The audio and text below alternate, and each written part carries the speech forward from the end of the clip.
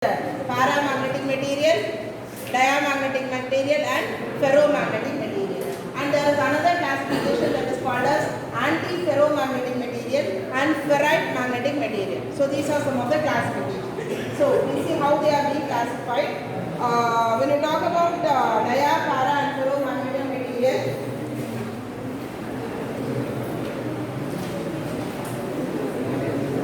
listen now. Listen. A non-magnetic material will have how they are classifying a non-magnetic material. Topic here is classification of magnetic materials. Okay, a non-magnetic material will have newer value less than 1. Right? What about a magnetic material? It will have a newer value to be greater than 1. This is about a magnetic material and this is a non-magnetic material. Okay. Again, the classification for the dia and para and ferro. What is dia? What is dia? Newer, less than or equal to 1. You call it as dia. Diamagnetic material. Newer is greater than 1. Greater than or equal to 1. You call it as anybody? Para. What do you mean by ferromagnetic material? Newer will be very greater than 1. Right? You call it as ferromagnetic material. Less than 1. Less than 1 it is less than or equal to 1 it is dia. Greater than or equal to 1 it is called as para. Very greater than 1 it is called as ferro. Clear? Right? Then what happens actually? Why this newer value is getting varying? Because of the magnetic spins. Magnetic spins will occur. How those magnetic spins are occurring? Without any external spin, will the magnetic moment will move? No, they will not align. Is it not? So we have to give an external field. Based on that only that alignment will be taking place. So based on that, we say that when there is no magnetic material, when no electric field is applied, that is in the case of a diamagnetic material, the net charge will be equal to 0. The net charge will be equal to 0. So that will not be effective realignment in the materials, where in diamagnetic material. But in a paramagnetic material, what happens is that when the applied field is greater, what happens? What happens? Magnetic spins. Magnetic spins will be occurring. So what happens? There will be a realignment of the magnetic materials inside your particle. So that is why you say that it is dia and that one is a paramagnetic material. Okay. And then what happens when a ferromagnetic material, when they have a large dipole moment? What is dipole moment? What is moment? What is moment? That is electric dipole. That is different. Moment. Because of this movement, a torque will be exerted, right? So this torque will create a moment. That is, it will create an alignment of your materials. No, that is called as moment. Okay. So that is called as moment. Some more definitions are given for moment and right. The next one. Ferromagnetic material means what happens? These atoms will be aligning in parallel fashion. They will be aligning in, what is that? Parallel fashion in the case of a ferromagnetic material. So always you have to, don't just give dia, para, ferromagnetic material. You have to tell what happens when a field is applied, right? When an electric field is applied, what is happening inside the material, you have to tell how the realignment is taking place. That is clearly given in your book. Take note and then you can have it like that. Okay? That is one point. Then have you heard about hysteresis loop? Yes. What is that hysteresis loop? It is a variation of anybody who's hysteresis loop? Hysteresis loop. Okay, clean this tape. Okay. Right. Tell me what is that variation? It is a variation of Current and magnetic. no magnetic.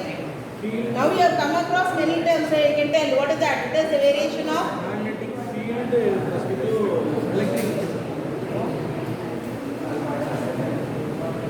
susceptibility will be there, that everything is there, pertaining everything will be there. But what is the relation? It is the relation of B and H.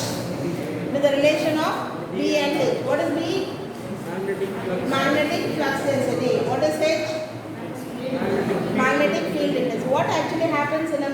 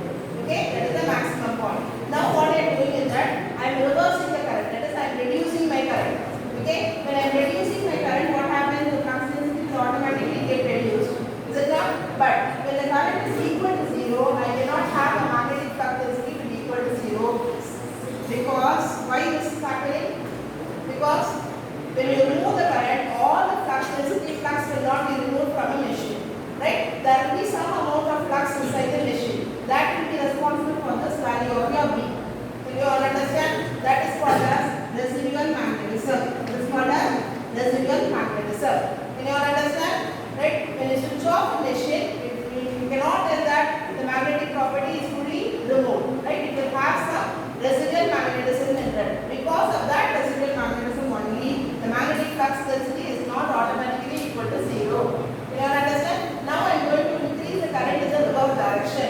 So what happens? Again, the magnetic flux density gets reversed in the negative direction. So it will take the shape like this. Okay? And again, the curve completes like this. Okay? So this is called as, what is the state? Hysteresis. So why we have to consider all this hysteresis shape is that, this area of your hysteresis, right? This tells you about your hysteresis loss. Tells about what? Hysteresis loss. Which means that the area of the curve is more. The hysteresis loss will be more. Right? When the area of the curve is very less, what happens? The hysteresis loss will be less. So this loss again depends upon your V and H value. Can you all understand? So why we have to know all these hysteresis losses to check whether the material is good or bad. If the losses are more, what happens to the efficiency of the machine or efficiency of the material? It will be less. No? So this hysteresis loss will give you an idea about whether the material is good or it is bad. Right? When the hysteresis curve is very widened, very narrow, you can say the hysteresis loss is less. And when the hysteresis loop is very broader, you can say that the hysteresis loss will be more. Can you all understand now? And then they have given about soft magnetic material and hard magnetic material. Hard magnetic material means it will retain its residual flux density. Right? The residual flux density, if it is retained, you say that it is a hard magnetic material. But if it is very less, you say it will be a soft magnetic material. That classification also you have to learn. Right? So if they are asking for a 13-mark question, you have to define everything. What is that? From the starting. Right? Mu r value, diamagnetic, paramagnetic, ferromagnetic, alignment. Then external field is applied. What happens in a dia? What happens in a para? What happens in a ferro? Normally I get answers. That is major classification. I get only 3 answers. They are classified as diamagnetic, paramagnetic, ferromagnetic. Please don't give your answers like that. Give a detailed description. What is happening inside a dia? What is happening in para and what is happening in ferro when an applied field is given. Okay, ma'am? Here, and then about your hard and soft magnetic material, and then about anti-ferromagnetic materials, supermagnetic materials, and so on. Clear? Right? That is about your classification of magnetic materials. Everybody is having the syllabus? Let us check whether I have taken all the topics. Everybody is having the syllabus?